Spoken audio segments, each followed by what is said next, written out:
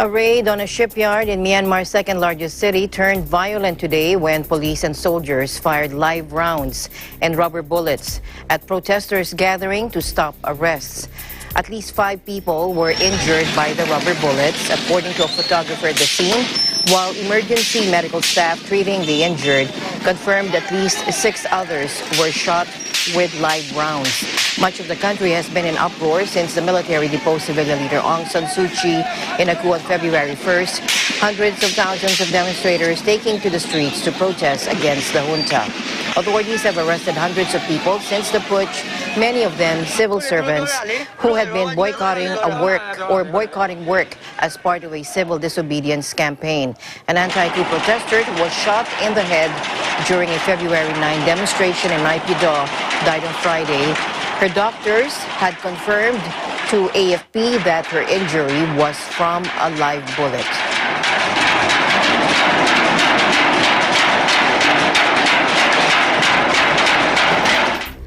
Washington has urged the leaders of Myanmar's new military regime to refrain from violence and relinquish power after the death of a young anti-coup protester sparked new anger against the junta. Much of the country has been in uproar since troops deposed civilian leader Aung San Suu Kyi on February 1st, with large street demonstrations in both urban centers and isolated villages. Security forces have responded with increasing force, deploying troops against peaceful rallies and firing tear gas, water cannon, and rubber bullets. Condemnation of the violence has been fierce, and the U.S. Secretary of State Antony Blinken has held talks with allied countries in recent days to press for a firm international response. Watch this. We call on the Burmese military to immediately release all unjustly detained civilian and political leaders, journalists, and human rights activists and other members of civil society, as well as to restore the democratically elected government. As the president has said, the military's seizure of power is a direct assault on the country's transition to democracy and the rule of law. We have been heartened that so many of our like-minded partners and allies around the world have joined us in condemning this anti-democratic action, this coup. When it comes to China, we have been clear that we would like to see China play a constructive role in this. That is a message that we have sent both publicly and privately to Beijing, and it's a message that we'll continue to send until China is clear in its condemnation of this coup.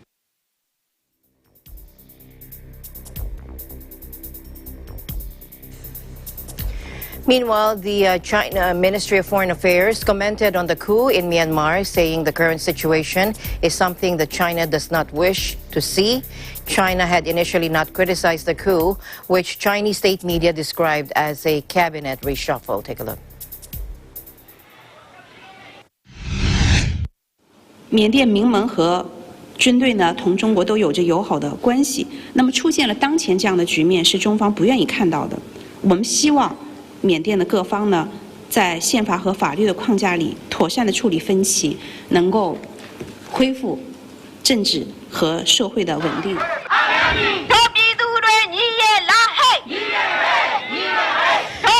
Anti-coup protesters were gathering outside a Chinese embassy in Myanmar's Yangon, carrying placards and banners. Earlier this month, Beijing called for all parties in the country to resolve their differences after the military seized power and detained democratically elected leader Aung San Suu Kyi. Myanmar is a vital piece of China's Belt and Road Initiative, Chinese President Xi Jinping's $1 trillion vision for maritime, rail, and road projects across Asia, Africa, and Europe, including a proposed $8.9 billion high-speed rail link from southern Yunnan province to Myanmar's west coast.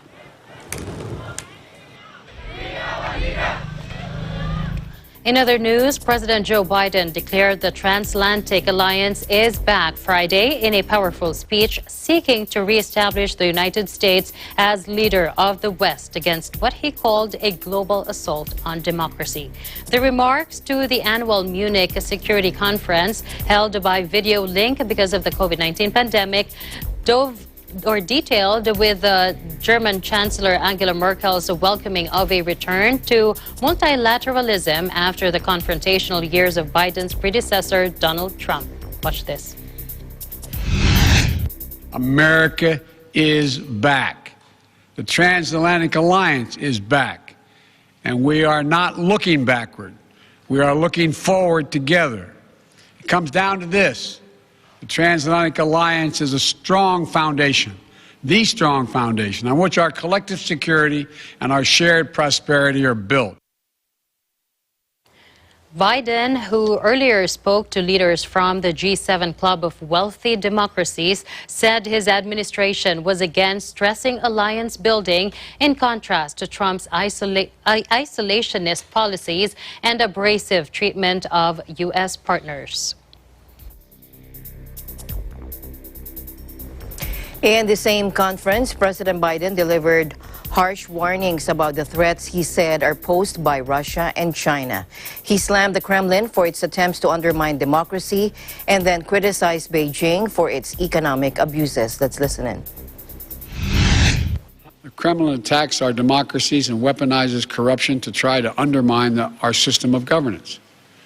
Russian leaders want people to think that our system is more corrupt or as corrupt as theirs. But the world knows that isn't true. Putin seeks to weaken the European project and our NATO alliance.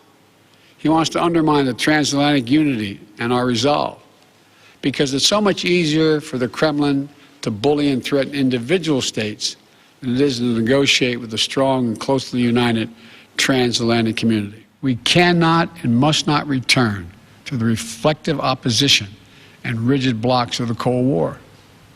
Competition must not lock out cooperation on issues that affect us all. You know, we must prepare together for long-term strategic competition with China. How the United States, Europe, and Asia work together to secure the peace and defend our shared values and advance our prosperity across the Pacific will be among the most consequential efforts we undertake. Competition with China is going to be stiff. That's what I expect, and that's what I welcome. We have to ensure that the benefits of growth are shared broadly and equitably, not just by a few. We have to push back against the Chinese government's economic abuses and coercion that undercut the foundations of the international economic system. Everyone must play by the same rules.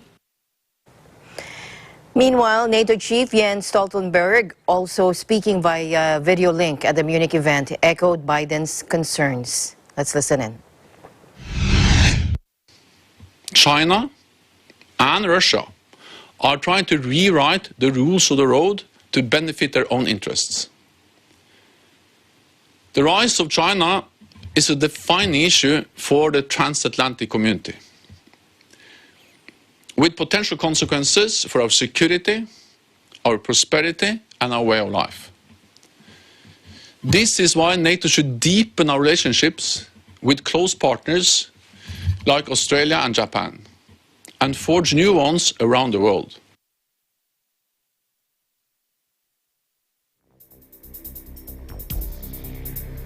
Filipino-American engineer Gregorio Villar III was one of those who assisted in the safe landing of the National Aeronautics and Space Administration, or NASA's Perseverance rover on Mars, according to the United States Embassy in Manila. As we celebrate the successful landing of NASA's Perseverance rover on Mars, did you know that Phil-Am engineer Gregorio Villar III helped with its safe landing as the Entry, Descent, and Landing, or EDL Systems engineer of the Mars 2020 mission, it said in its official Twitter account. He works as an EDL Systems engineer at NASA's Jet Propulsion Laboratory. According to his profile at the agency, Villar spent 7.5 years building and testing a system that would land a car-sized rover on Mars. He is also the head verification and validation engineer for the EDL phase of Perseverance. Among others, Villar directed a Mars parachute test campaign at NASA's Ames Research Center, the world's largest wind tunnel. For the Mars 2020 mission, he also led a council of atmospheric scientists from institutions around the world to characterize the Martian atmosphere. Villar was awarded a NASA scholarship in his junior year of college, which came with an internship at a NASA center of his choice. For Villar, what excites him about Mars and space exploration is the thought of going there himself one day. He studied at St. Louis University Laboratory High School in Baguio City here in the Philippines and earned his bachelor's degree in physics from California State Polytechnic University in Pomona and his master's degree in astronautical engineering from the University of Southern California. Launched in June 2020 from Cape Canaveral Space Force Station in Florida, Perseverance is described as the largest, most advanced rover NASA has sent to another world. After a 7-month-long journey, it successfully touched down on the Jezero crater in Mars on Friday, marking an ambitious first step in the effort to collect samples from the red planet and return them here on Earth.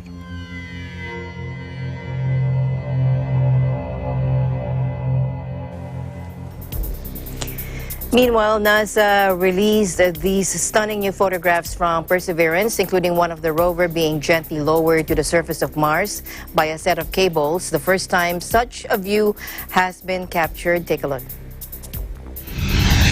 Okay, we have a camera in the front and rear of the spacecraft.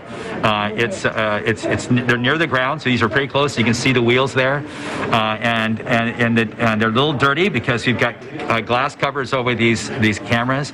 But we took these seconds after landing, so they're still dust in the air from our landing event. When the rover touched down, or it cut the 21-foot-long or 6.4-meter-long cables, allowing the descent stage to fly away for its own safe landing. The first two images were released on Thursday, shortly after the rover landed, but they were lower resolution and in black and white because of the limited data rate available.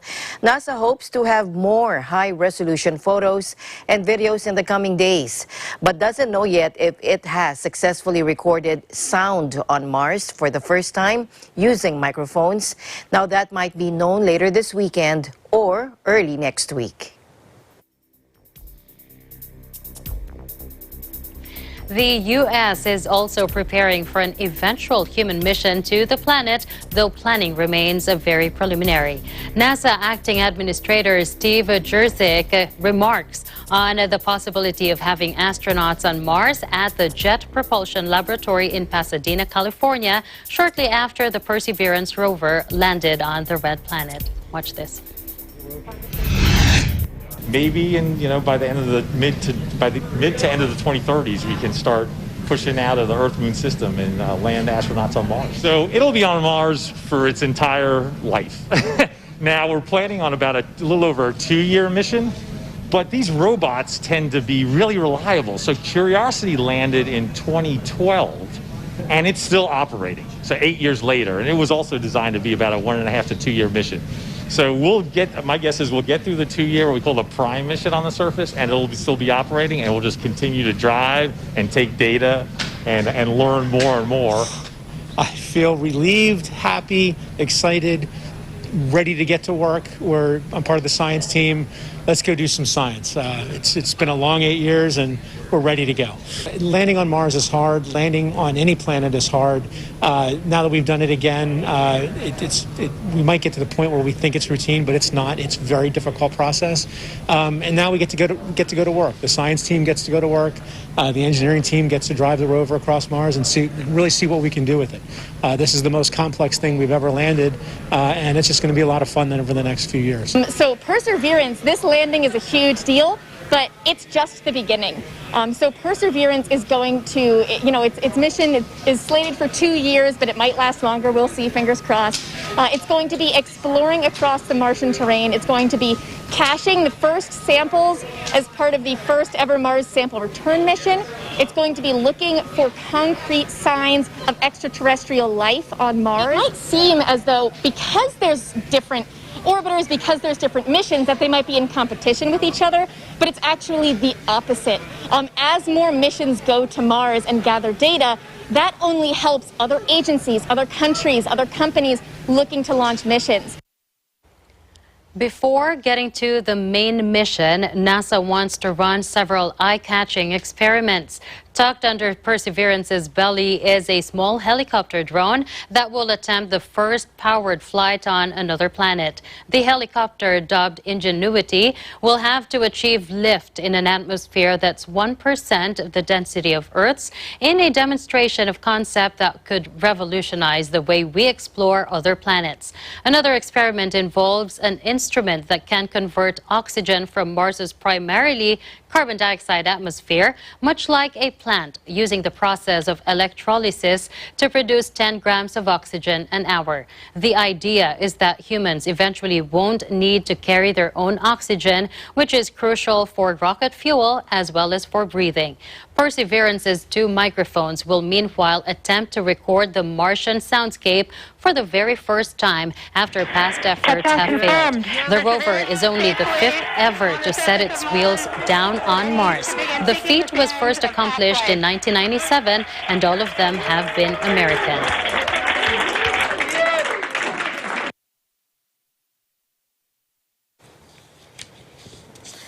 And Eagle News, we'll be right back. Stay tuned.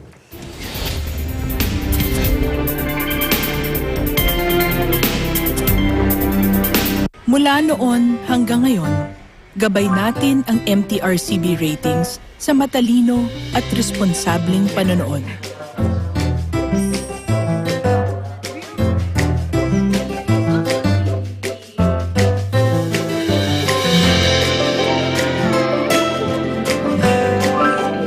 Sa tamang pagsunod sa MTRCB ratings, ginagawa nating ligtas at makabuluhan ang panonood ng bawat miyembro ng pamilyang Pilipino.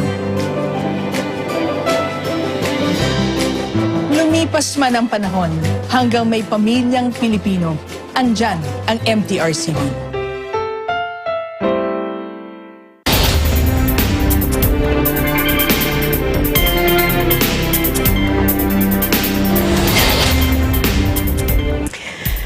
The Department of Health has reported 504 new recoveries from the coronavirus disease today, bringing to 513,120 the total number of recoveries in the country.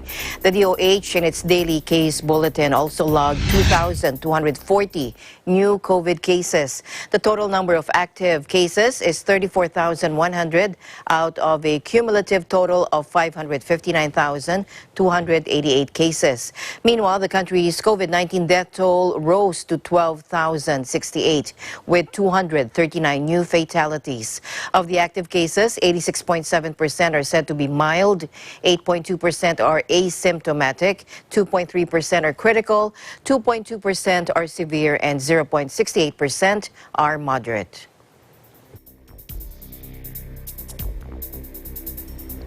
The Philippine Department of Health said it would submit to the World Health Organization the samples of the 2 coronavirus mutations detected in Cebu. In a laging handa briefing today, DOH Undersecretary Maria Rosario Vergeire clarified that the 2 COVID-19 mutations identified as E484K and N501Y have yet to be considered as new variants. Watch this. Ito pong mutations na ito, this is E484K and N501Y. These are mutations na binabantayan po natin dahil nakikita rin po itong mga ganitong mutation dun sa mga variants na meron na ngayon sa ibang bansa, katulad ng UK variant, katulad ng South African variant at Brazilian variant. Pero hindi po dapat ikabahala ng ating mga kababayan ito sa ngayon. Kasi po, pinag-aaralan pa natin ito, tinitignan pa rin po natin kung ito po talaga ay maka-classify as variant. Kailangan maintindihan ng mga kababayan natin, ang isa pong, ang virus po, normally nag-mutate sila. And for us to have a specific variant, kailangan ng mga 5 hanggang 7 na variants out of those mutations na nakikita doon sa sequence para masabi na meron na talagang variant tayo na sinasabi na specific. Sa ngayon, yan lang pa ho ang nakikita natin. Ang gagawin natin, isasubmit po natin ito sa WHO for them to classify at mabigyan nila tayo ng direksyon kung talagang itong mga mutations na ito ay maitutukoy na natin dun sa mga variants na existing na ngayon globally. Sa ngayon po, we are doing the Region 7, committing natin sila nung isang araw, and they are doing this intensive contact tracing, they are doing this intensive surveillance para makita po natin yung extent po nitong pagkalat, or pag-spread, kung sakasakali. We're collecting samples para po mai-process natin sa Philippine Genome Center so that we can be able to evaluate further. Ito pong mga ginagawa ng Region 7 ay nag-intensify din po sila ng kanilang mga response, katulad po nung pag-isolate lahat ng tao na na-identify natin with this variant. Also, yung kanilang screening of their borders ay sinistrengthen nila ngayon. After 1 week, we are going to do another assessment so that we can be able to determine kung talagang nakokontrol po natin kung sakali ang pagkalat. As to the increase in the number of cases in Cebu, most probably, it's a factor ito pong pag-detect natin ng variants, because we know that these variants have sinasabi na tumataas ang rate ng pagkakahawa-hawa or higher transmissibility. Pero meron pa rin ibang factors tayo dapat natignan, hindi lang iyon. Dahil alam po natin na nagluwag po ang Cebu, that they have eased their restrictions, naging MGCQ sila. So that might be a factor as well.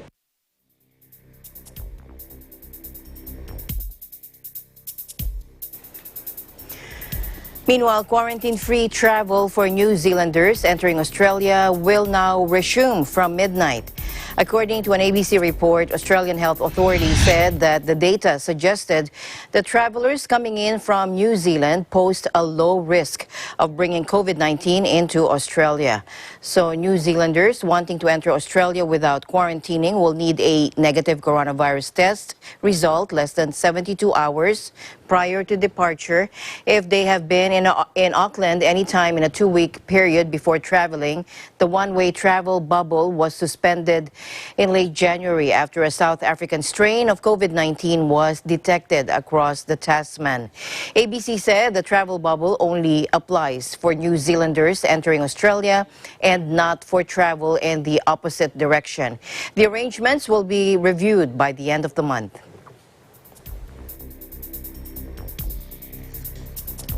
The first dose of the Pfizer-BioNTech vaccination is 85% effective against coronavirus infection between 2 and 4 weeks after inoculation, according to a study published in the Lancet Medical Journal. The survey was carried out on healthcare workers at the largest hospital in Israel, which on December 19 launched a mass vaccination campaign regarded as the world's fastest. Israeli studies have found the vaccine developed by U.S. pharma giant Pfizer and its German partner BioNTech to be 95% effective 1 week after a second jab. While the Lancet report focused on more than 9,000 medical staff at Sheba Hospital near Tel Aviv. Comparing the two groups, the Sheba study calculated that the vaccine was 47% effective between 1 and 14 days after inoculation, rising to 85% after 15 to 28 days. In a related news, Dr. Anthony Fauci said it's crucial that we stick to the 2-dose regimen, even though a new study out of Israel showed that just a single dose of Pfizer's mRNA coronavirus vaccine was shown to be 85% effective. Let's watch. If you're referring to the mRNA vaccine, you're probably referring to a recent Israeli study that looked at the mRNA, because the extension of the time in a single dose with AZ has also been discussed. But let me refer and just answer directly your question with the mRNA. We always look at data very carefully and very seriously, and we evaluate it as it evolves. But if you look at the data from the particular study and then go back and look at why we wound up with a prime and a boost, and for Moderna, as you know, that's 28 days, and for Pfizer, it's 21 days.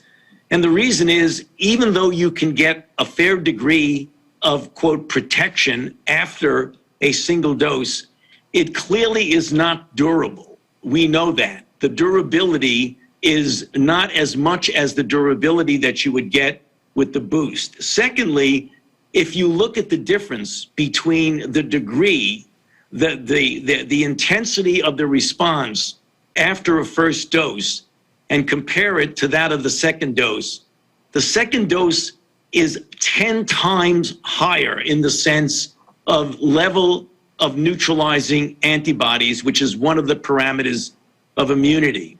So again, although the numbers of a single dose do look interesting, the one thing we don't know is how durable it is.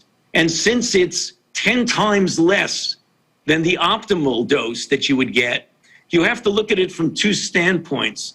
You remember we discussed on one of these press briefings before that the reason why you look clinically and see that despite the fact that there is a maybe 5 to 6-fold diminution in the impact of the antibodies that are induced by the mRNA candidates, it still is within the range of protection.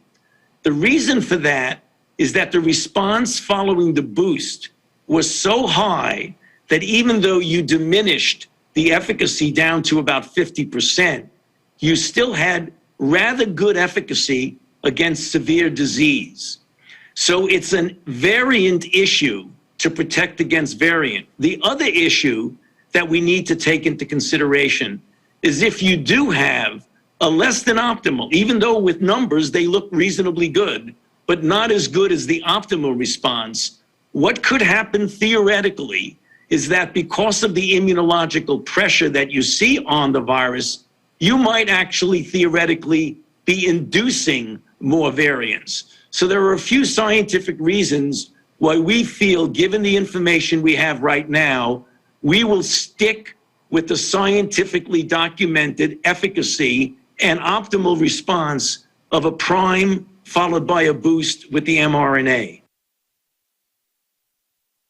Dr. Anthony Fauci says elementary students won't get vaccinated until early 2022 after high schoolers in the fall. Watch this. Efficacy is the trial. Similar types of approaches are being taken by the other candidates, the other companies, namely J&J, Novavax, and AZ. So the bottom line of all of this is as follows. It is highly likely that sometime in the fall, we will have data that will give us the capability of saying the safety and comparable efficacy in children 12 to 17, 18 years old. Again, the final decisions we always leave to the FDA. I'm trying to give you a roadmap of what likely will happen. But then also, with the studies that I just mentioned, to getting the information to make the decision in elementary school children almost certainly will not be firmed down until the first quarter of 2022.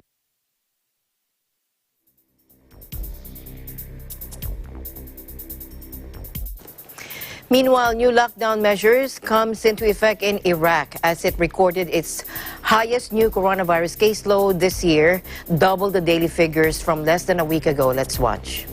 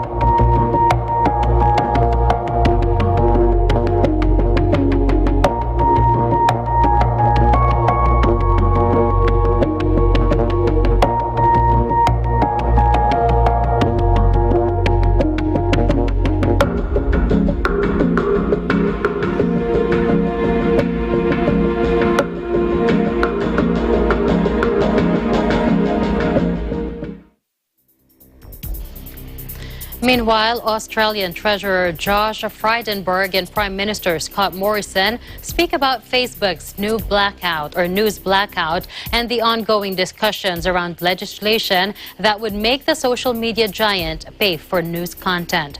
Frydenberg says talks are ongoing with Facebook CEO Mark Zuckerberg, while Morrison encourages negotiations over a threat. Let's listen in.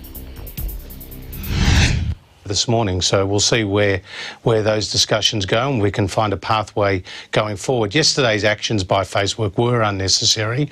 They were heavy-handed. They've generated a very strong reaction here in Australia, and this code is going to be very important in terms of protecting Australia's national interest, but also protecting public interest journalism in this country. Proposition. We're happy to listen to them on the technical issues of this, just like we listened to Google and came to a sensible arrangement. But the idea of shutting down the sort of sites they did yesterday as some sort of threat, well, I know how Australians react to that, and I thought that was not a good move on their part, and they should move quickly past that, come back to the table, and we'll sort it out.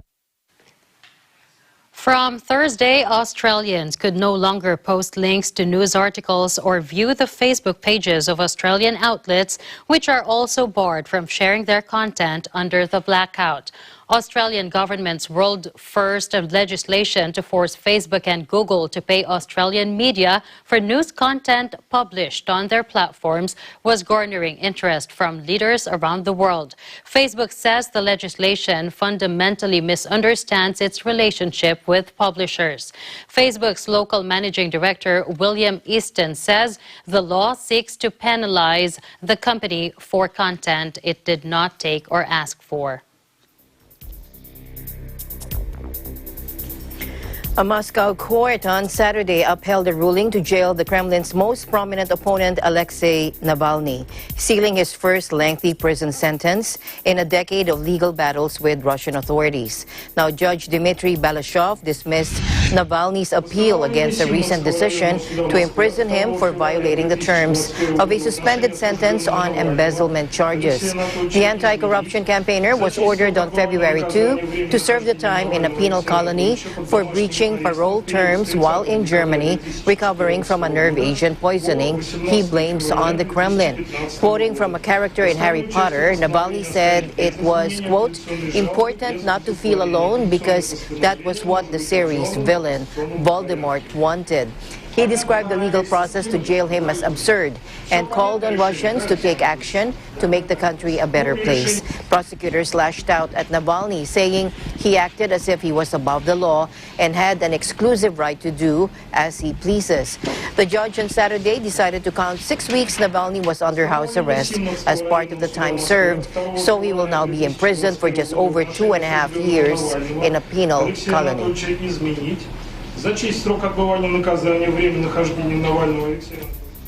Now here in the Philippines, Defense Secretary Delfin Lorenzana today urged the public to support the government's anti-insurgency program and give surrendering rebels a chance to return to their communities and live peaceful and productive lives with their loved ones. In a statement, Lorenzana said, quote, these former young rebels can be given another chance to have regular lives, a life where they do not need to run and hide. It's never too late to have a change of heart and return to the fold of law. He added that so long as these surrendering rebels are clear with their intentions, they should be greeted warmly for their efforts to rejoin mainstream society. Under the Enhanced Comprehensive Local Integration Program, or ECLIP, coordinated by the Interagency Task Force Balik Loob, former rebels and former violent extremists are eligible to receive benefits and services from various government agencies to assist them as they return to mainstream society. These include financial and livelihood assistance, as well as psychosocial and legal support.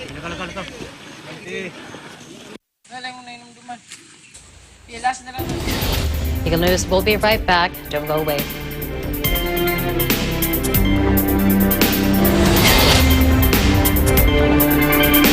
Mula noon hanggang ngayon, gabay natin ang MTRCB ratings sa matalino at responsableng panonood.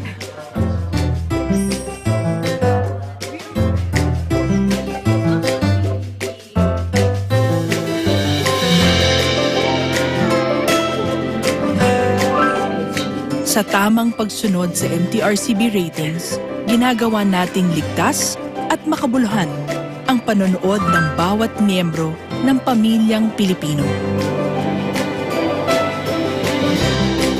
Lumipas man ang panahon, hanggang may pamilyang Pilipino, andyan ang MTRCB.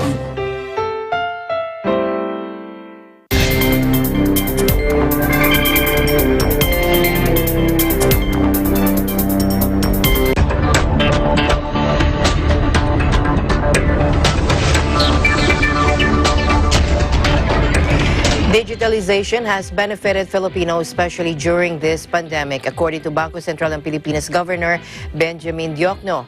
In his speech during the Ulat ng BSP sa Bayan or BSP's report to the nation, live-streamed over the Central Bank's Facebook page, Mr. Diokno said the pandemic provided a boost to the Central Bank's bid to increase digital payment transactions in the country as more people prefer to use this payment mode to lessen exposure to the coronavirus disease. Let's listen in. Such indeed is the beauty of digitalization. With a gadget and an internet connection, a regular person is able to do more with a few clicks or taps anytime, anywhere.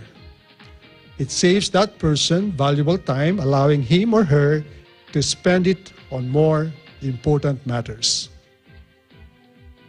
Digitalization is among a few things that help us continue with our daily lives during the pandemic.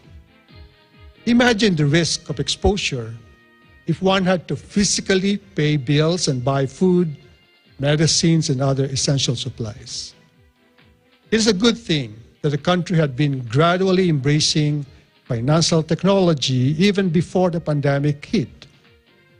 For me, it prepared us for the worst. In 2020, the volume of PesoNet transfers surged to 15.3 million, up from 376% year-on-year.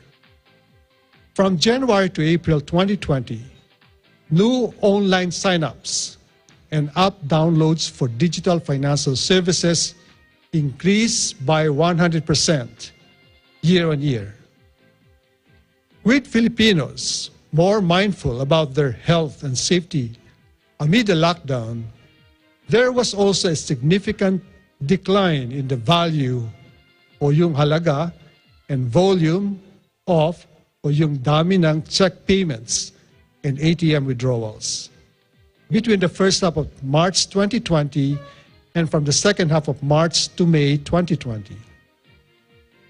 The expanded role of digital payments in 2020 is worthy. Meanwhile, Bitcoin hit a new record high on Friday and surpassed $1 trillion in market capitalization, while European and U.S. equities were mixed as optimism over coronavirus vaccines and stimulus competed with inflation fears. The digital unit zoomed to another record at around $56,000, meaning that the combined value of all Bitcoin now stands above $1 trillion, according to data provider CoinMarketCap.com. Oil prices sank meanwhile as some companies began slowly restarting operations in the U.S. producer state of Texas, where refineries have been hammered by a cold snap. Meanwhile, data showed that the Eurozone's economy is being hit hard by a new wave of lockdowns, but the damage will be less severe than last year's virus-induced crash. The closely watched PMI index compiled by IHS Markit rose to 48.1% in February from 47.8 points in January, closer to the 50-point level, which would have indicated growth. However, businesses also expressed confidence that vaccinations would allow economic activity to rebound in the coming months, IHS Markit added. Both Frankfurt and Paris added 0.8% as investors digested upbeat German and French manufacturing figures. In Britain, London stocks stayed in positive positive territory, even though the pound rose above $1.40 for the first time in almost 3 years, and retail sales dropped sharply in January as the country entered another lockdown. Sterling breached the symbolic level for the first time since April 2018, reaching 1.4036 US dollars. Dealers said the currency was propelled by a vaccination drive that has boosted economic recovery hopes and eclipsed news of a lockdown-driven slump in retail sales. And the UK Supreme Court upheld the ruling that Uber's drivers should be classified as workers rather than independent contractors. Here's Patricia Rodriguez for the report. Britain's top court last Friday ruled that drivers for U.S. ride-hailing giant Uber are entitled to workers' rights in a judgment with huge implications for the so-called gig economy. The Supreme Court's unanimous ruling that the drivers are workers and not self-employed means that thousands of Uber drivers are now entitled to breaks, minimum wage, and holiday pay. This verdict concluded the long-running legal battle against Uber, who had insisted that the drivers were self-employed as they chose their own hours, place of work, and passengers through rival apps. It all started back in 2016 when a group of 20 Uber drivers took the ride-hailing app giant to court to insist they be entitled to employee status given the length of time they had been working through the Uber app and the way that the company oversaw their work. Despite previous appeals made by the ride-hailing giant, the Supreme Court has determined that the service performed by drivers was very tightly defined and controlled by Uber, which means they cannot be considered to be self-employed. The court further rules that Uber drivers were in a position of subordination and dependency, having little or no ability to improve their economic position through professional or entrepreneurial skills. Hence, strong reason why their drivers were rarely found to be workers. Uber said it respected the verdict and will now consult with every active driver across the UK to understand the changes they want to see. Reporting from United Kingdom, I'm Patricia Rodriguez. We live in interesting times.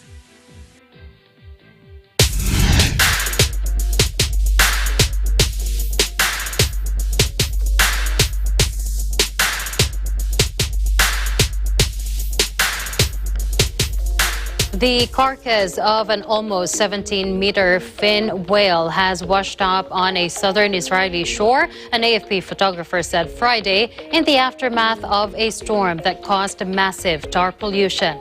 Israel's Nature and Parks Authority said Friday that experts had determined that the decayed state of the whale discovered on Thursday at the southern Nitzanim beach near Ashkelon meant it had died some 2 weeks ago. Watch this.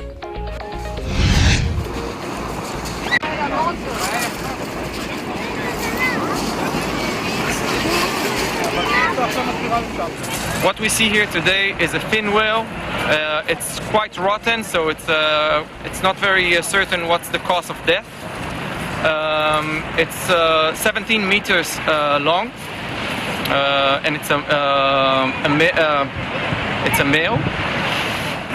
Right now we are handling a severe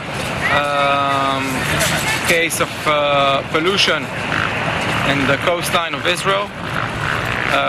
The experts claim that it might be dead for something like a week, maybe more. We found it here on this coastline yesterday. Powerful winds and unusually high waves pummeled Israel's entire Mediterranean coastline over Tuesday and Wednesday, with tons of tar staining beaches from Rosh Hanikra, just south of Lebanon, to Ashkelon, just north of Gaza.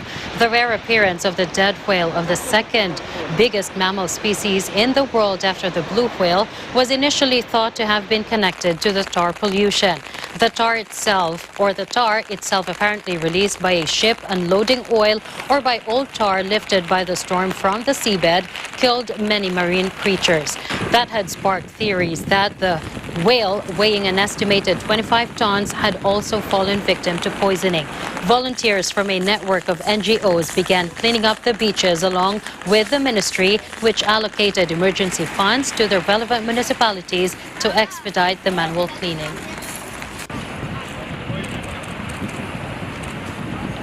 Meanwhile, 49 short-finned pilot whales have died after a mass stranding on the coast of Indonesia's Madura Island. Officials had taken samples of the carcasses for further investigation into the cause of the death. Let's listen in.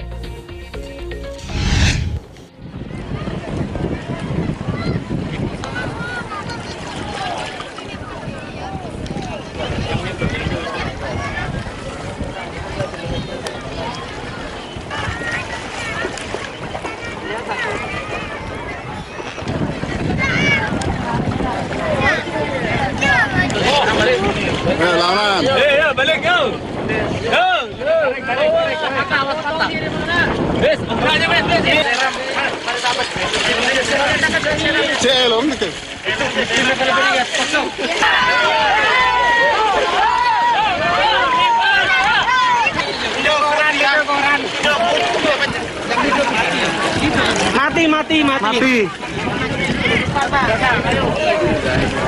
Mana, Dek? Yang mana? Dua ya.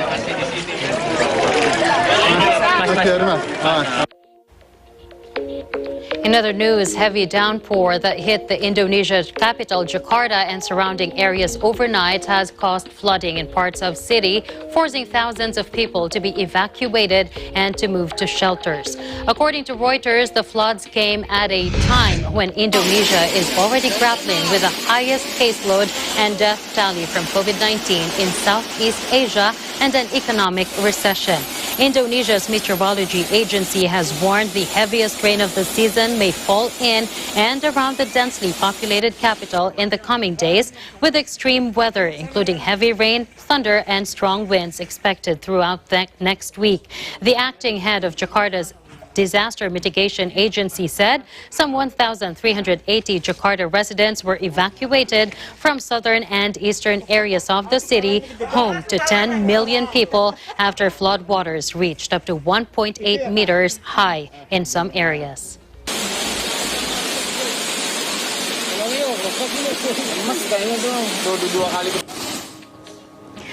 The designer who caused a furor with his androgynous outfit for former One Direction singer Harry Styles helped kick off the London Fashion Week on Friday, which is being held virtually due to the coronavirus pandemic. Now, this time last year, thousands flocked to the global fashion event to see designs by Victoria Beckham and Vivienne Westwood just weeks before the pandemic hit the UK. This time, however, fashionistas will not be squeezing together on the front row with social distancing measures still in place. Instead, they will now be following the latest trends from the comfort of their homes. The UK suffered more than 119,000 COVID deaths and has been under national lockdown measures since January. The fashion sector, which employs more than 890,000 people and contributed £35 billion to UK GDP in 2019, has also been hit by Brexit and the end of free movement between the EU and the island nation.